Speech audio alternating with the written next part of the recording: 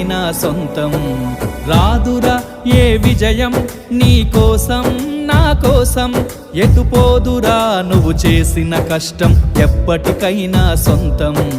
కాలంతో పయనించేవాడికి కానిది ఏముంది, సాధనతోనే సాధ్యమవ్వునని సదాశయంతో సాగర ముందుకు. రాదురా ఏ విజయం నీ కోసం నా కోసం, ఎటుపోదురా నువ్వు చేసిన కష్టం ఎప్పటికైనా సొంతం.